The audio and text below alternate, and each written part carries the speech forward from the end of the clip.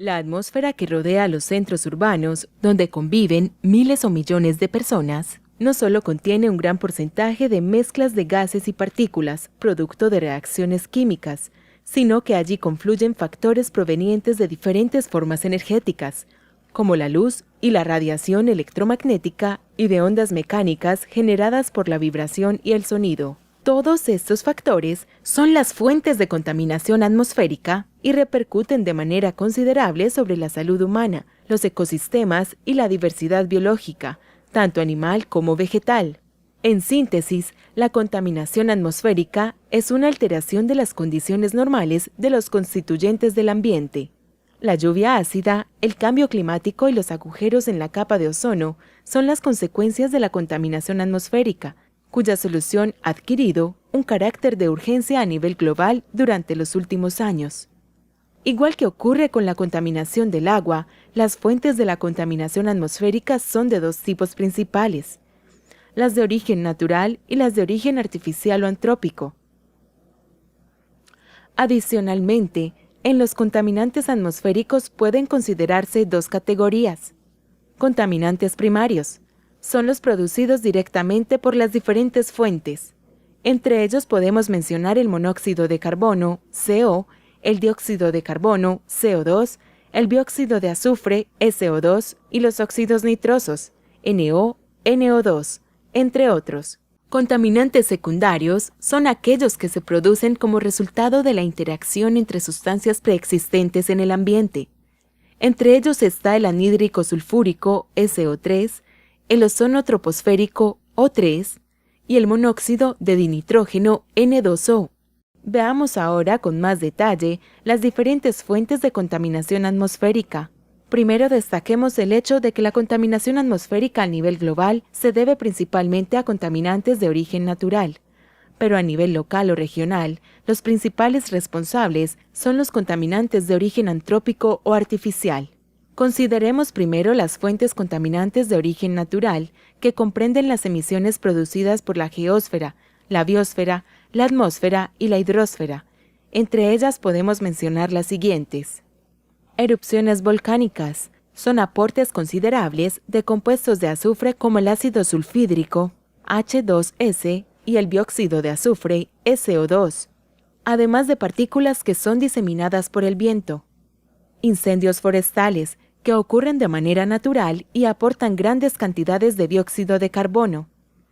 Actividades biológicas tales como la respiración, que produce grandes cantidades de CO2, y la floración, que da lugar a enormes cantidades de polen que causa alergias respiratorias. Descargas eléctricas producidas por las tormentas y responsables de la formación de óxidos de nitrógeno como consecuencia de la oxidación del nitrógeno atmosférico. El mar, que emite partículas salinas al aire. Los vientos y vendavales, que desplazan partículas desde las zonas áridas. Por su parte, todos los contaminantes de origen artificial o antrópico, producidos principalmente por el uso de combustibles fósiles, gas, petróleo, carbón, encontramos los siguientes.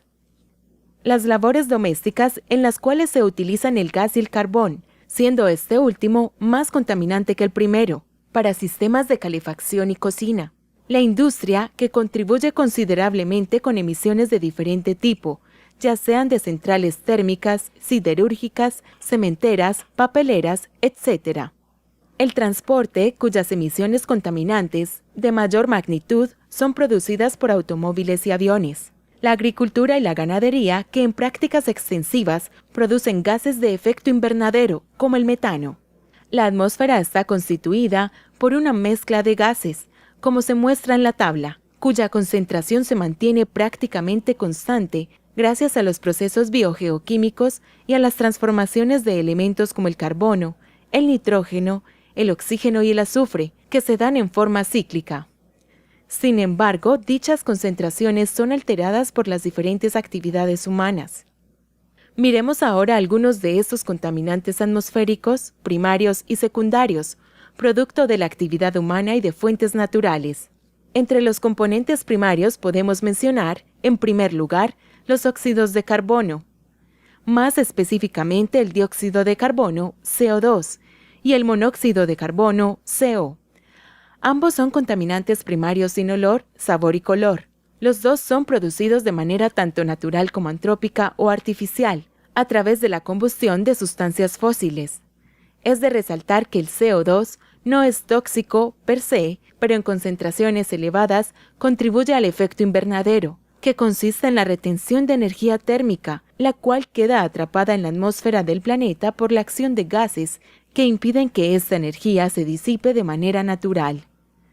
Por su parte, el monóxido de carbono es altamente tóxico y compite con el oxígeno en los glóbulos rojos. El 90% de su producción es de origen natural como consecuencia de la oxidación del gas metano, CH4, mientras que el porcentaje remanente procede de la combustión incompleta de la gasolina y el gasoil. Otro importante contaminante primario es el dióxido de azufre, SO2, gas incoloro de olor fuerte y no volátil. Se produce principalmente por combustión de carbón y petróleo, por erupciones volcánicas, por oxidación del ácido sulfúrico y en procesos metalúrgicos. La mitad de la producción de este gas se deposita de nuevo en el suelo, pero la otra mitad se oxida a la forma SO4, responsable principal de la lluvia ácida. Es importante recordar que los compuestos que generan lluvia ácida pueden ser producidos en un sitio y, por medio de los vientos, son transportados a otros lugares, donde finalmente se precipitan como lluvia. Esta lluvia, con un pH inferior a 5, tiene efectos deletéreos sobre la biota animal y vegetal del sitio, además de que deteriora las construcciones. Los óxidos de nitrógeno comprenden contaminantes primarios y secundarios de gran relevancia en la polución atmosférica. El óxido nitroso en el suelo es inerte y de larga residencia, es decir, que está en el medio por un tiempo. Pero en la atmósfera reacciona con el oxígeno y el hidrógeno produciendo ácido nítrico, que es otro componente de la lluvia ácida, causante del efecto invernadero y de la formación y desintegración del ozono, tanto troposférico como atmosférico. La mayor cantidad del óxido nitroso que se encuentra en la atmósfera procede de fuentes naturales, pero el 10% se produce en actividades agrícolas y ganaderas. El metano es otro componente importante de la atmósfera. Se produce en grandes cantidades en los procesos metabólicos de muchas especies de organismos en el planeta, pero cantidades similares son producidas también por actividades humanas y en algunos tipos de combustión. Aunque no es tóxico, su reacción con otros compuestos del efecto invernadero es significativa. Por su parte, entre los contaminantes químicos secundarios podemos mencionar un gas con una importante dualidad, el ozono.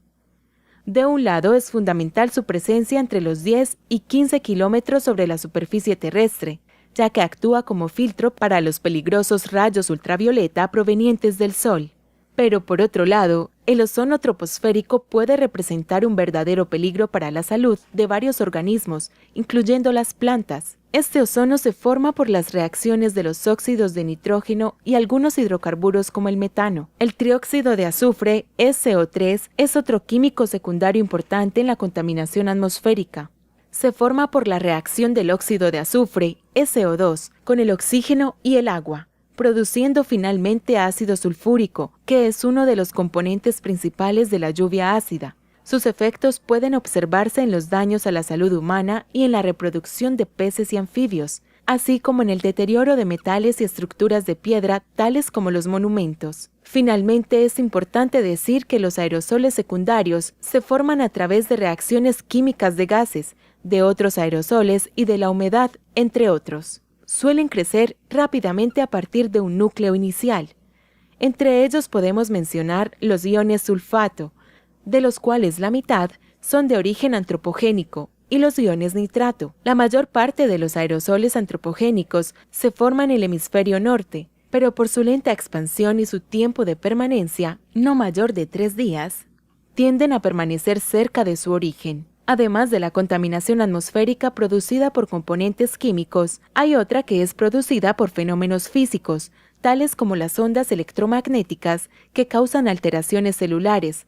Se sabe que dispositivos eléctricos tan habituales como las líneas de alta tensión y algunos electrodomésticos originan campos electromagnéticos. Por su parte, la radioactividad puede alterar las reacciones normales de los componentes atmosféricos, afectando su producción y transformación. La radiación producida tanto en las fuentes naturales, gracias a la transformación de elementos radioactivos de la corteza terrestre, como la producida por acciones antrópicas como por ejemplo el uso de rayos gamma y X en la medicina, el transporte de material radioactivo y actividades de investigación, pueden tener efectos deletéreos graves. Otro de los contaminantes físicos es el calor, el cual, aunque no tiene efectos comparables con los producidos por el ozono o por el monóxido de carbono, es importante, ya que favorece la formación de algunos contaminantes secundarios.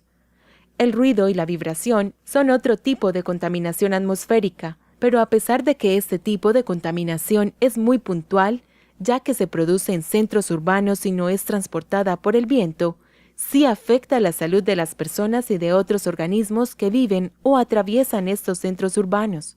Cuando una persona está sometida a un nivel alto de ruido durante un tiempo prolongado, sus oídos se dañan. Según algunos estudios, alrededor de 1/3 de las disminuciones de la capacidad auditiva en los países desarrollados se debe al exceso de ruido. Teniendo en cuenta todo lo que hemos mencionado hasta ahora, es importante considerar que la contaminación atmosférica también está influenciada por el tipo de emisión, las condiciones propias de la atmósfera, la topografía y la geografía del sitio. De lo anterior podemos deducir entonces que algunos procesos de contaminación pueden originarse en un sitio, pero por efectos del viento y las condiciones climáticas pueden desplazarse a otro lugar, mostrando allí sus efectos.